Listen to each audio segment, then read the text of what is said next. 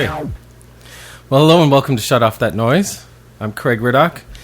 And today I'm going to be talking with my good friend Rebecca Burton about an article for which I contributed some illustrations. It's an article entitled Playing the Long Game, Some Pros and Cons of Working Collaboratively by Rebecca Burton. It's going to be featured in the spring issue of Canadian Theatre Review. Well, hello, Rebecca. Hello, Craig Riddock. How are you this evening? I'm fine, thanks. How are you? Excellent, thanks. Thanks so much for coming on this show. Well, let me jump to where I come from in terms of my sense of collaboration and what I've done to collaborate. And it's mostly been in the world of music. And it's had its successes and its failures. And I think as a songwriter, I've wanted to kind of run the show sometimes. And in other cases, I've found that it was really great to sort of sit back and just give a little piece of myself and let everyone else also give a little piece of themselves. So that's where I sort of understand collaboration, to just make it simple. How did this, first of all, how did this article come about for you? And why were you asked to do this, particularly you? Okay, so the editor of this particular issue is Donna Michelle St. Bernard, and she originally approached me and asked if I would just write a pros and cons list of the advantages and disadvantages of working collaboratively, specifically to move issues forward. So where this was coming, I think, in part, is that I was co-leading an umbrella group called Equity in Theatre, of which she was on the steering committee. So I believe that's why she approached me. What is it that makes you an expert on collaboration? I don't know that I am an expert, but I do like to work collaboratively, and I have been doing so in various facets for quite some time. My particular background is in theatre. So theatre itself is almost always a collaborative art form, where you need designers, directors, actors, all sorts of people collaborating together. But beyond that, my own interests have often culminated around feminist theatre practices. So feminist theatre often tries to draw on collective structures, which is sort of a particular, antidote to hierarchical structures. So collectives tend to try to share power, to decentralize power. So it's something that I've been very interested in. I've worked in a number of theatrical groups that have operated in that manner, and most especially feminist theater troupes or devised pieces. Not always feminist, but often. Tell me a bit about your theatre background. Specifically in relation to collaboration. Yes. Okay, so I mentioned that I've worked with various feminist theater collectives, and that goes all the way back to my BA. When I did my master's, I worked with Hope McIntyre as a director who got a number of actors together. We created a piece called The Prostituted Muse. So it was all about actors, actresses, we would say, from the past, and created this piece together. I played Sarah Siddons, who was a 19th century English actress. And so that's one project where you just have a bunch of actors get together. They devise the work on their feet, so through various improvs and games, some script writing, but not so much.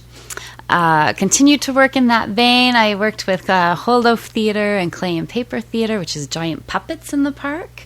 And we created one piece, so this would be Whole Loaf, I guess, Whole Loaf Theatre, called Gilgamesh, the Epic of Gilgamesh, which is the oldest story we have, recorded story. So we created that collectively. And just to give you one more example, I was involved in something during my PhD years, which we called the Femme Collective, very original. And we worked together for 2 years. We did 2 different shows, one each year. And that was where I got to really dig into that stuff. The whole purpose of the group was to work with theory and practice. So there's this huge body of feminist theater performance all over the map. We'd done a lot of reading about it, and then we wanted to try to put it into practice. Does this stuff even work? So our first show was called Bill's Ladies, and we each chose sort of a Shakespearean character and created a piece around that. And then we strung those pieces together, as is often the case with collectively devised work, with a little bit of a narration. The second year, we created a similar idea. There was 3 pieces that time. We each created our own piece, but they were much more more appropriately strung together and hung together with a backbone narrative that the 4th person contributed. So that's just a little bit theater practice-wise.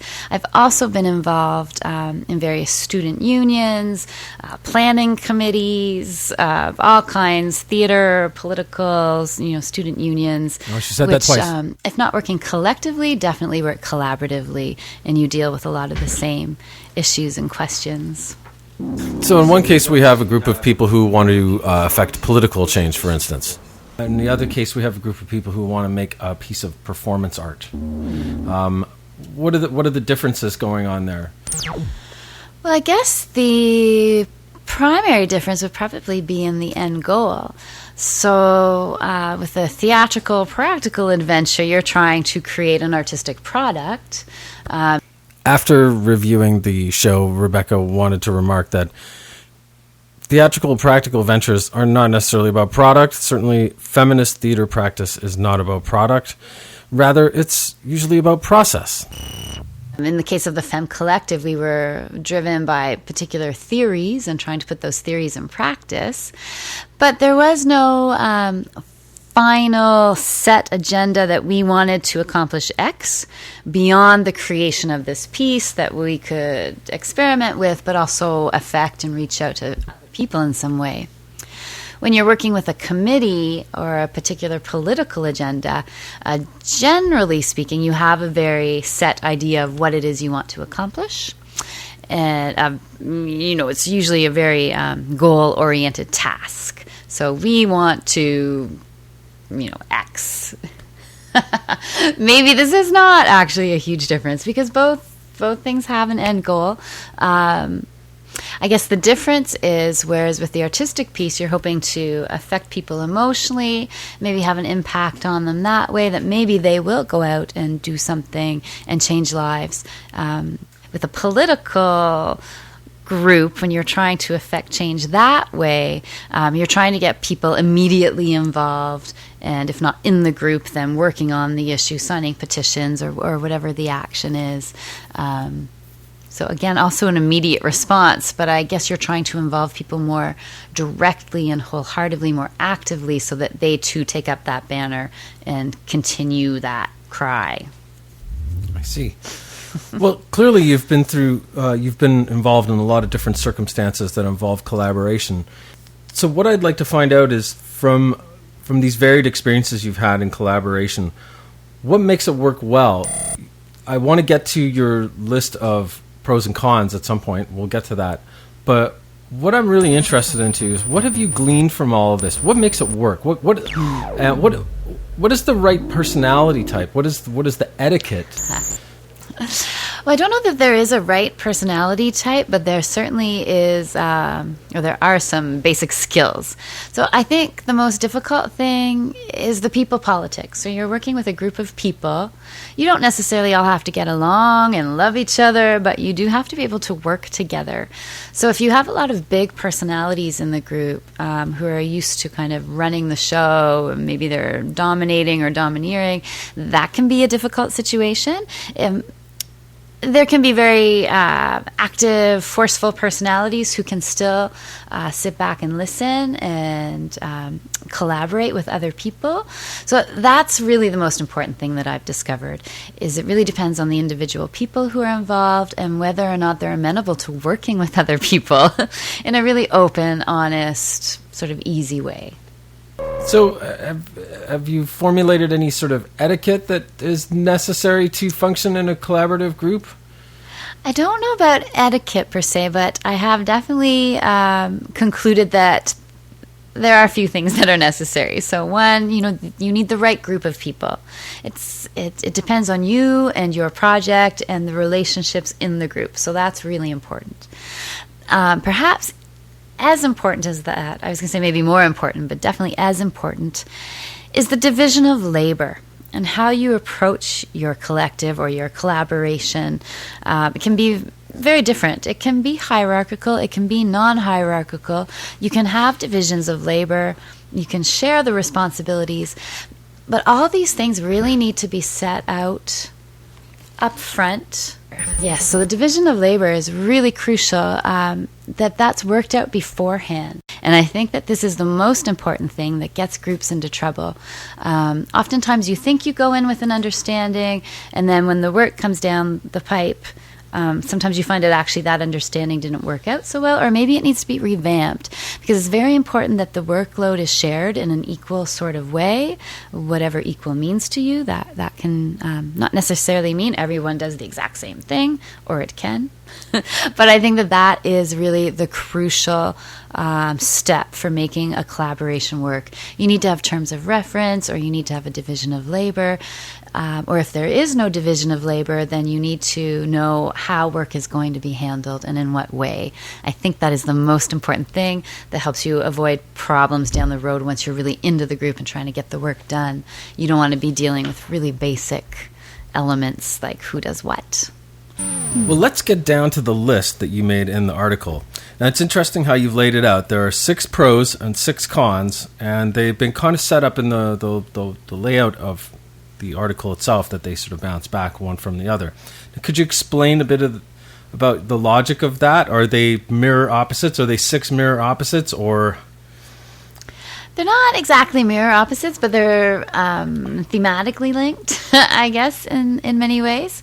Okay. I say at the top of the article that this is a best and worst case scenario when we do the pros and cons here, that this is like the best, when the pros are like the best case scenario and the cons are the worst case scenario. So this isn't going to happen in any or every collaboration, but all of these are possibilities. All right. Okay, well, let's walk through the list, because I find it's interesting how they do mirror each other. So the first pro and con is that there is strength in unity, but it's slow going. So let's talk about the strength in unity. Yeah, sure. I think that's probably the most obvious one, that when a group of people come together and try to create something or make something happen, that often that the power to do so and the strength behind the initiative is stronger if there's a group of people involved as opposed to just one individual. And of course, I use that famous Margaret Mead quote here. I personally love it. I have it on a postcard that sits by my desk. It says, "Never doubt that a small group of thoughtful, committed citizens can change the world. Indeed, it is the only thing that ever has." Indeed. Yes. Now, slow going, I'd say that's probably the number one complaint about working collaboratively or collectively, is that it can be a really slow, painful process. And this is especially true with something like a theatrical creation, if you're trying to create a work of art. Oftentimes you find that you have to sit around, you have to talk a lot. So anytime ideas are put forth, depending on how your collaboration or your collective is set up, perhaps you've set it up that you need buy-in and agreement from everyone in the group. So that means that every single decision, every single issue has to be discussed, laid out. So everybody has to show up, as another thing. I think that's something I always felt with collaboration, was that just trying to get everybody in the same room at the same time, or to be able to say yes to shows, people's availability and such. Yeah, absolutely. I mean, that's a given. I don't even address here. You start with the assumption that, yes, everyone's going to show up and be there. But that's a huge thing, is trying to schedule, 14 people for one block of time. It can sometimes be the most challenging aspect. Absolutely. So that slows things down right there, doesn't it? That can slow things down. What other things slow the process down? Like I said, once you're in the room, you might have an idea put forth that everyone loves except for one person, and that one person speaks out against that idea. You're going to have to spend a good deal of time either convincing that person to come around to the same point of view as the other 7 people, or to compromise or agree to it. Or perhaps that person's going to convince the other 7 of you that actually that idea is not so strong. Then you're going to have to go somewhere else. So if that's happening with every single thing you do, it can take a really long time. A lot of lobbying and discussing and trying to win people over going on involved. Yeah. Secondary to the actual just doing the thing that you're trying to get to. Exactly. I see. Well, that is definitely slow going. Well, on to the next one. I guess that leads to it is there's a greater potential for new ideas and solutions versus a greater potential for loss of focus. Well, I can definitely see that, and you're already sort of speaking about that, where it's like every new idea and solution brought forth by each of the many members needs to be voiced and entertained for a while in the conversation, right? Exactly. Yeah. Yeah. So, I mean, one of the pros, the plus sides of that is that when you have many different minds working on a problem or issue, you can sometimes come up with innovative solutions or hybrid ideas that a single individual probably would not have thought of on his or her own. But you get a bunch of people in the room, firecracking off of each other, you can get really interesting new ideas coming to the fore. That, as you said, though, has a flip side con, which is you can experience a complete lack of focus. There might be so many ideas in the room, and one takes you to something else, which takes you to something else, which takes you to something else, and suddenly you are so far away from the original idea or issue that you were looking at. That can be really problematic as well. It is hard to stay on task, hard to remember what your primary objective is, and to really stick to that and not lose focus with too many ideas. Or maybe one bad idea being brought forth by a very well-spoken and charismatic individual that can sway things and maybe actually sort of rock the boat or actually even sort of derail things, right? So absolutely. So this goes back to the big personalities, right? Loud, charismatic people can be a real problem in a collaboration. If they're not really attentive to other people's wishes and feelings and they're not active listeners at the same time, that can be a definite problem. Loud, pushy, charismatic, well-spoken, and bored could also be a real bad recipe for disaster. It's like, oh, come on, guys, let's finish this up. Like, let's just do it my way. Yes. You know, that's probably kind of a nightmare situation.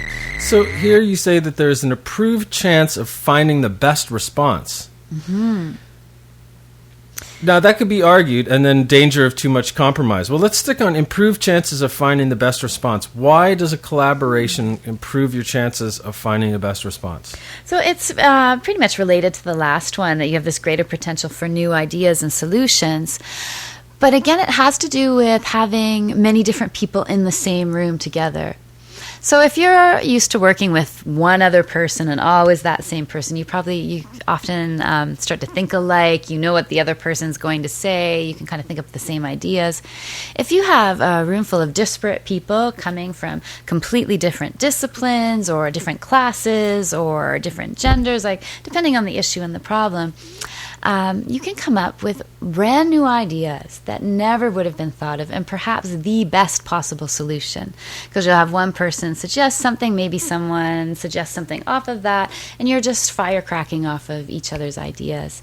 And I have been in the room where this has led to just brilliant moments of inspiration that I don't think I ever would have gotten to on my own or by myself without a group of other people.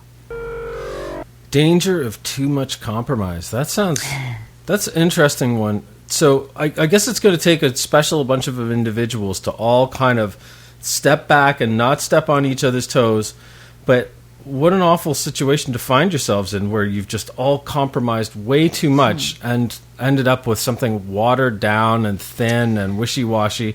Am I on the right track here with what you're talking about? Exactly. That's a real danger too. So say you have a group of people who are really great working together and they want to listen, they want to be attentive, they want to take everyone into consideration. Sometimes in the effort to find compromise, to find common ground, to get to agreement in the room, everything just gets watered down so much that, again, you lose your primary focus and your aim and what it was you wanted to accomplish. There is a feminist theater company in British Columbia, a group of women that works together, and their motto is no compromise, ever.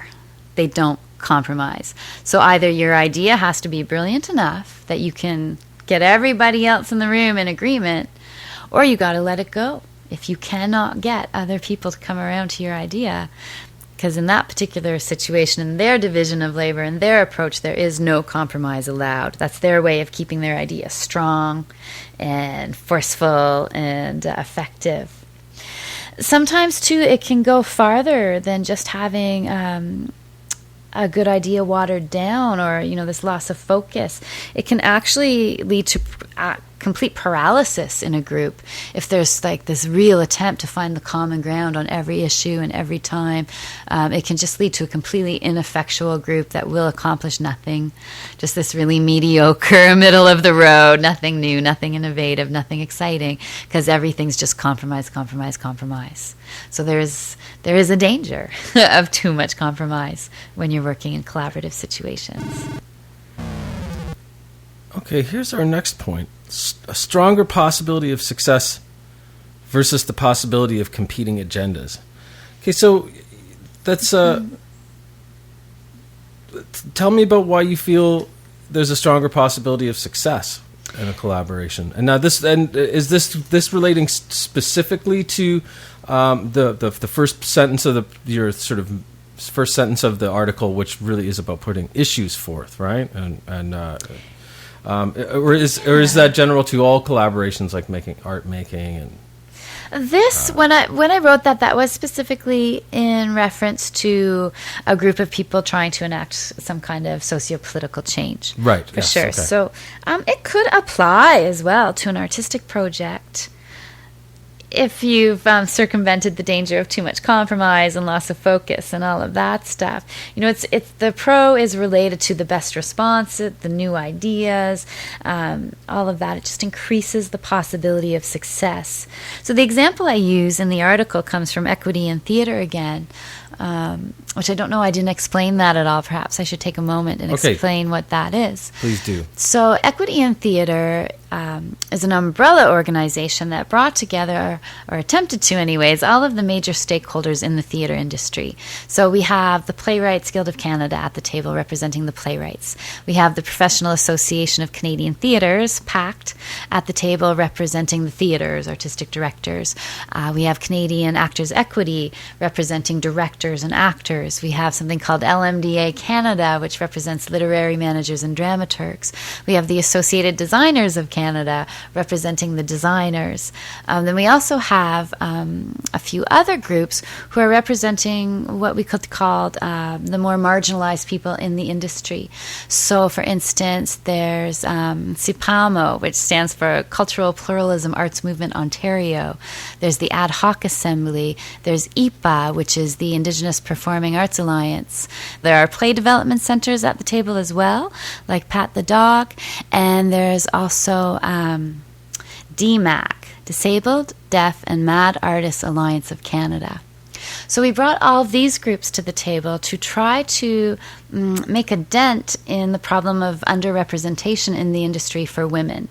Because there is a problem where now, for instance, at the Playwrights Guild, over 50% of our membership is female, yet when it comes to annual productions in the country at large, we're finding that women playwrights are getting about 1/4 of the productions, 25%, around there. So even though the numbers are evenly matched, they're not getting evenly matched numbers of professional productions. This has a trickle-down effect in many areas, a significant one being money. So there are all sorts of problems in theater with gender, and also the underrepresentation of other marginalized communities, such as people of color, people with disabilities, indigenous people, LGBTQ community as well, and women. So these are 5 communities that we realize are underrepresented and often marginalized.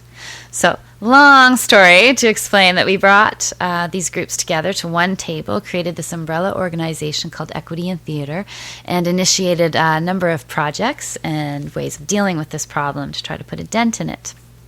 So to come back to your question of stronger possibility of success, so here's something where we need to change the system from the top down. So this is not something that one person can do alone. One person can create a project. It might be amazing. They might get great traction, social media presence. But this is an example where the the stakeholders all need to be directly involved. So we have a greater possibility of success if all those people are at the table, if all those organizations are working on the problem. My quote that I use in the article is that no one person can change the system, but if everyone works together from within and without, then change is more than possible. It's inevitable. Excellent. Wow, I wish we'd ended on that, but we'll have to come up with something as snappy as that when we get around to the end. All right. So we're talking about the stronger possibility of success, and then the downside of that, the possibility of competing agendas. So this, I guess, goes back to people politics again, right? Absolutely. And especially if you're working with organizations with the situation that I just described with equity in theater, oftentimes different groups of people or different organizations, they have different agendas, and they're often competing agendas. So what is good for one group isn't necessarily good for another group. So if those two groups are trying to work together towards a common solution, how do you meet in the middle and find the best way to do that? So it can really lead to significant problems if you can't find the solutions and the way to get around that. Worst case scenarios, I've seen like tension go to animosity, to hostility, to infighting, to the complete disintegration of a collective, and nothing can be accomplished, needless to say, under those circumstances. Yeah. Capitalizing on people's strengths. That's very cool. That's very cool, and I think we can all see that on a perfect world, on a perfect day, in a perfect collaboration. Everyone shows up, and it's like, I can do this. Well, I can do that, and I can do that, and everyone gets together in this perfect geometry, and exactly. So that's a perfect world scenario. Mm-hmm. Yeah, and sometimes it's not always about skill sets that people arrive with that they already have. Sometimes it's an interest level. So if you have someone who's just really keen and really interested in a particular angle, often that's enough. That's sometimes more than enough. You can have all the skills you need, but if you don't have the interest and you're not eager to really work on that, you're probably not going to do as good a job as the person who's really intrigued by that and has a strong desire to work on it. So yeah, if you can get a group of people together and you can coordinate tasks to align with people's interests and their skill sets and their training and their background, you can end up with a really effective, great group of people. Well, we already kind of covered people politics because that was kind of the counter to that one. Mm-hmm. But I guess probably the big thing now, and we've already sort of touched on it too, is the workload, and that it can go one of two. It can go either way. It can either safeguard against burnout, or it can increase burnout. And I find that last one on the list is very, very interesting. So, tell me about the two scenarios of where the fork in the road happens. Yeah, well, this deals. It comes right back to the people politics in the last con as well. So on the con side, the pro side, if you're working with a really great group of people, your division of labor is clear, everyone knows what they're doing and how they're going about it. It can be a really positive, fantastic experience. I've been doing a lot of advocacy work for some time now, and people often ask, how do you safeguard against burnout? Because that's a very common problem for activists, burnout. You work on a problem for 10 years, you don't see anything changing, you feel like you're banging your head against the wall, you just give up eventually. I have found that it's other people who keep me going. So if you have a great group, collective or collaborative group with really fantastic people, you feed off of their energy and what they're doing, and that in itself can keep you going. So that really helps protect against the burnout. As you mentioned, the con is it can increase your burnout. And this is the people politics again. If you have a scenario where one or two people are essentially carrying the group and doing all of the work, they're going to get burnt out. They're going to feel angry. They're going to get hostile eventually. You can kind of go on like that for a little while, but not for a prolonged amount of time. It's not a sustainable model if only one person or a few people are carrying the group. And then that leads to even more severe burnout and animosity sometimes. So yeah, that's a definite negative situation there. Did I forget to tell you that this episode is longer than 30 minutes? I guess I did. Does collaboration get more and more difficult with the increasing size of the group? Is it easier to collaborate with 4 people than 14? It's going to depend on the people in the room. But yes, I think smaller groups are more manageable. It's just less voices that you have to listen to and be attentive to. But again, if you have the right group of people, if they're all really unified in their goal and their vision, if they get along well, if they have that sort of skill set of being amenable with other people, then a group of 14 can maybe get more work done. So, it's always a depends. It's a case-by-case scenario. We talked about dealing with the people politics and how, forceful personalities in the room and all of that stuff. And I just wanted to say that that's often the circumstance that kills a collective. Like, work can still get done, but then oftentimes your collective isn't, or your collaboration isn't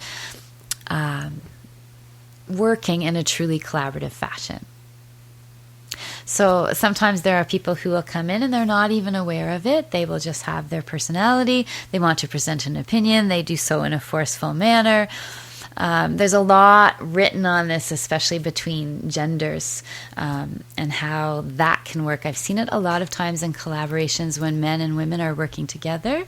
Again, it's a huge generalization, but oftentimes the way men communicate is different, and it's more of a competing sort of thing.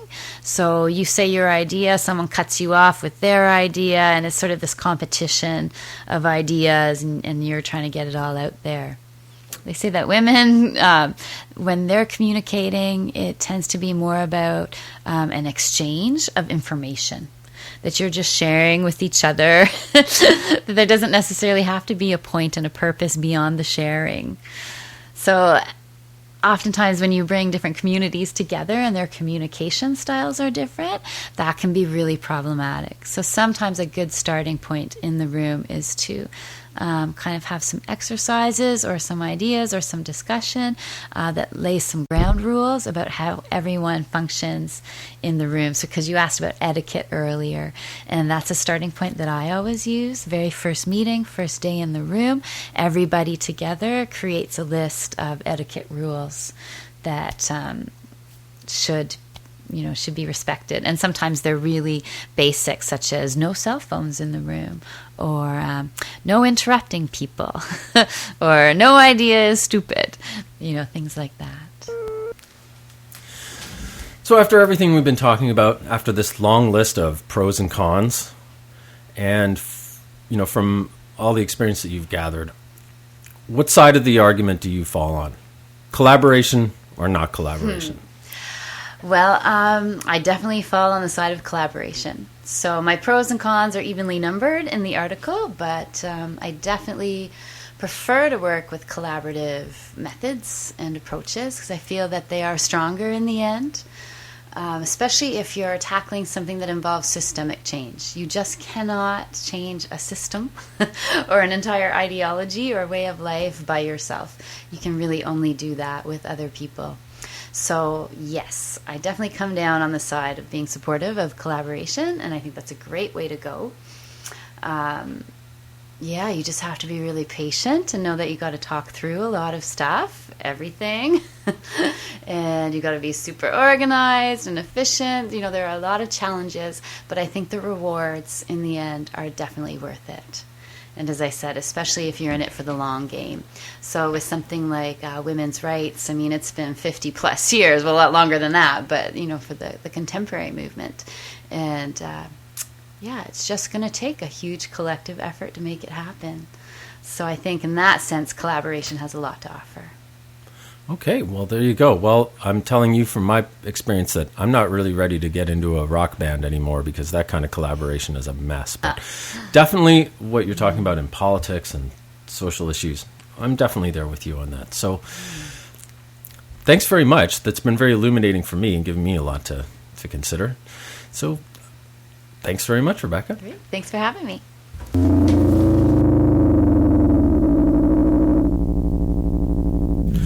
Well, I hope you enjoyed my conversation with Rebecca Burton about collaboration. I know I did. It was kind of fun to have my girlfriend on my show. and celebrate her brainy, wonderful beauty and intelligence. Next week, I'm going to be speaking with, well, it's actually not next week. To be honest, I've been really messing up the timing of these podcasts. I don't want to go into a long story, but my life is a little bit of a mess right now in terms of trying to make money and get my life together and put a roof over my head. And this podcast doesn't do anything at all to increase my wealth. It's actually a big commitment and a lot of time, and I really wish I could put more into it for you all, but that's just not how it is right now. Anyways, this weekend, I'm going to be speaking with poet Damian Lopez. He's a good old friend of mine. He was the poet laureate of the city of Barrie. And the reason I'm having him on the show, well, April is Poetry Month, International Poetry Month, in fact. And before it's over, before I run out of time, I better have him on here. He's going to read some of his work. He's appearing at an event tomorrow, and he's going to record some of that for us. So we're going to do a little bit of a 50-50 split. We're going to talk about the importance of poetry, and we're going to talk about Damian's love of poetry. And the best part of the whole show is that he's going to do some readings for us. So stay tuned for that on the next episode of Shut Off That Noise. For now, I'm Craig Riddock, and you've been listening to Shut Off That Noise. See you next time.